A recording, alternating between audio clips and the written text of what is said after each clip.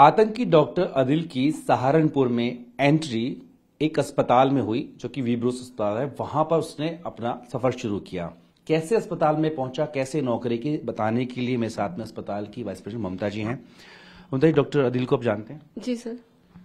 कैसे उन्होंने अप्लाई किया था नौकरी के लिए? सर दरअसल विब्रोस ऑस्कर ग्रुप ऑफ हॉस्पिटल्स की एक यूनिट है और हमारी मेन ब्रांच रोहतक में है और वहीं से उनका इंटरव्यू हुआ था। ऑनलाइन पोर्टल के थ्रू वो आए थे और वहीं से उनका इंटरव्यू हुआ। उसके बाद वो हमारे यहाँ पे आए थे। आपके यहाँ और भी डॉक्टर्स हैं? जी सर। तो आपको शुरुआत में चंबा नहीं लगा कि भाई जम्मू कश्मीर का डॉक्टर है, यहाँ के प्रैक्टिस कर रहा है? सर देखिए, डॉक्टर्स बाहर से आते हैं, जैसे हमारे यहाँ गाजियाबाद से भी है, मुरादाबाद से भी है। अब ये तो ऑनलाइन पोर्टल है और जब से 370 हटी है तो सब आना जाना लगा हुआ था। कश्मीरी डॉक्टर्स का भी तो ऐसा कुछ नहीं लगा। नहीं, यहाँ पे कश्मीरी डॉक्टर यहाँ पे नहीं रहे सर।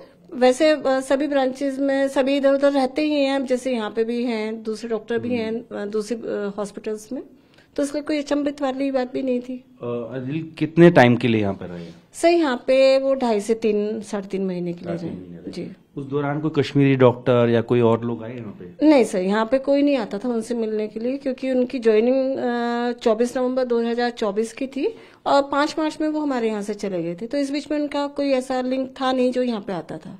कोई छोड़ने की वजह बताइए सर। एक तो या तो उनको हमारे हॉस्पिटल में थोड़ा सा ऐसा माहौल ना मिला हो, क्योंकि जो अब हमें चीजें पता लग रही हैं कि वो आतंकवादी गतिविधियों में शामिल थे।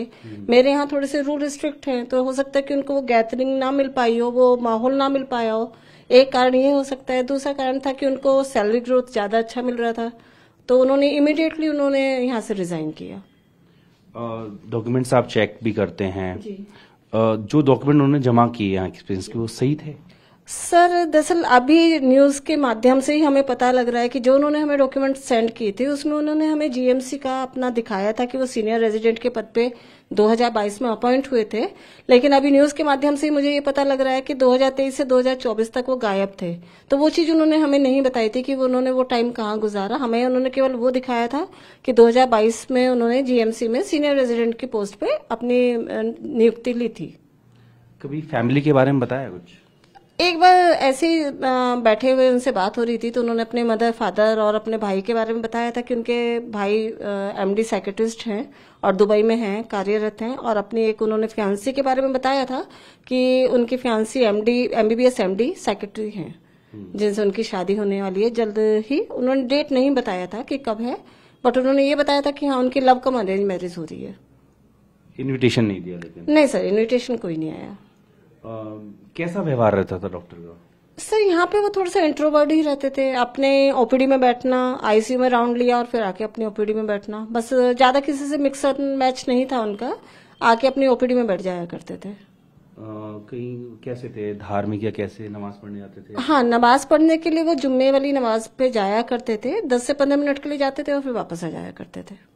और यहाँ पर क्या, जब यहाँ होते थे तो कोई किताब, वीडियो कुछ देखा थे? सर दरअसल 2-3 बार हम लोगों ने जैसे उनको देखा तो वो अपनी ओपीडी में कुछ उनका टैबलेट था, उस पे वो कुछ कश्मीरी लैंग्वेज में कुछ चीजें देखते रहते थे। अब चूंकि लैंग्वेज प्रॉब्लम थी तो हम तो समझ नहीं पाते थे कि वो क्या देख रहे हैं, बट ज्यादातर वो अपने टैबलेट में रहते थे कि वो टैबलेट में कुछ ना कुछ देखते रहते थे कश्मीरी लैंग्वेज में। उर्दू और कश्मीरी? उर्दू या कश्मीरी। तो जैसे कोई जाता था बंद कर देते थे या चालू रहता था वो? सर वो बंद कर दिया करते थे। तो उसको कोई घबराहट होती थी या कैसे कि अचानक से कोई आ गया? अब देखिए सर, कटसी के नाते एक एथिक्स हमें ये कहते कि हमें हमेशा उनके रूम में हम नॉक करके जाया करते थे। अब इतने में वो उनका क्या अंदर रहता था कि वो उसको छुपा के रख देते थे फोन को या क्या करते थे। लेकिन जैसे हम कभी गए और वो टैबलेट में देख रहे हैं तो वो उसको वहीं का वहीं स्टॉप कर दिया करते थे।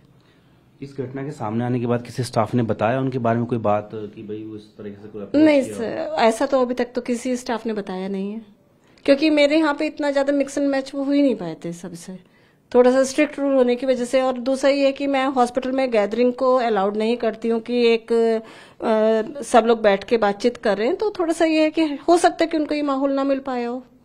उनकी पिछली सैलरी क्या थी वहां पे और यहाँ कितना देते थे? सर जीएमसी में उन्होंने जो हमें बताया था वो 90,000 का सैलरी पैकेज बताया था और यहाँ पर उनका 4 लाख रुपए मंथली और साथ में 10,000 रुपए एचआरए था। अच्छा, और ये बताइए कि खर्च में कैसे थे वो? सर खर्च में थोड़े से कंजूस प्रवृत्ति के थे। मैं इस चीज को इसलिए कह सकती हूँ कि एक बार हम लोग बाहर हॉस्पिटल के बाहर मैं खड़ी हुई थी, अपने हस्बैंड का वेट कर रही थी, तो जो ओमनी आती है उसमें एक जीन्स वाला आता है, वो 500 रुपये में 2 जीन्स देता है। तो वो वहां से जीन्स ले रहे थे और जब मैंने उनको देखा तो मैंने उनको बोला, मैंने कहा सर आपके प्रोफेशन को सूट नहीं करता कि आप इतने सस्ते वो देख रहे हैं, आप कोर्ट रोड पे बहुत सारे शोरूम है, वहां जाके देख लें। तो उन्होंने कहा कि नहीं मैडम, मैं यही जीन्स लेता हूँ क्योंकि मैं सारी अपनी सैलरी डोनेट कर देता हूँ। बताया किस तरह के डोनेट, किस मुकाम? नहीं सर, वो उन्होंने आई गई कर दी थी बात। हमने बोला था, मैंने कहा सर ऐसा क्या डोनेट कर देते हैं कि आप अपने लिए भी खर्च नहीं कर रहे हैं, तो उन्होंने उस बात को आई गई कर दिया, तो कोई रिप्लाई नहीं दिया था। तो मतलब क्या लगता है आपको, क्या वो इसी काम के लिए डोनेट करते थे? अब तो सर, अब तो यही लग रहा है कि वो इसी काम के लिए डोनेट करते होंगे। कोई मिलने आते थे उनसे? नहीं सर, यहाँ पे कोई उनसे मिलने जुलने वाला नहीं आता था। और दूसरा वो था कि मुझे कंजूस मैं इसलिए भी कह सकती हूँ कि वो पब्लिक ऑटो को अपना प्रेफर करते थे, जिसमें 4-5 सवारियां एक साथ जाती हैं। कभी उन्होंने प्राइवेट ऑटो भी नहीं लिया, वो 10-10 रुपए दे के अपना पब्लिक ऑटो से चला करते थे। बाकी लोगों के साथ व्यवहार कैसा था?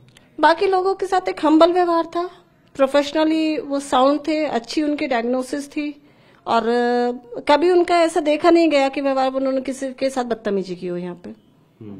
कोई और बात आपको याद आ रही हो उनके बारे में कि जो आपको लग रहा है कि कुछ अजीब था? नहीं सर, ऐसा तो अभी कुछ नहीं नजर। व्यवहार से इंट्रोवर्ट ही थे सर, वो ज्यादातर अपने आप में ही रहते थे। अपना पेशेंट देखा, अपनी ओपीडी में बैठ गए, राउंड लिया, अपनी ओपीडी में बैठ गए। अब ओपीडी में बैठ के वो क्या देख रहे हैं, क्या कर रहे हैं अपने फोन में, तो वो तो नहीं पता चला। टैबलेट और फोन के अलावा कई और फोन थे उनके पास? सर 2 फोन थे उनके पास और 1 टैबलेट था। दोनों नंबर आप लोग को दे रखे थे? नहीं, हमारे पास उनका एक ही नंबर था। ठीक है जी। तो देखिए, डॉक्टर अदील जो है 3.5 महीने के आसपास में यहाँ पर काम किया। उसके बाद वो दूसरे अस्पताल, हॉस्पिटल फेमस जो है, वहां पर चला गया। लेकिन इस दौरान डॉक्टर अदील जो है खुद को बहुत ही लो प्रोफाइल रखता था। वीडियो से होगी विपुल के साथ जितेंद्र भाटी, टीवी भारत सहारनपुर।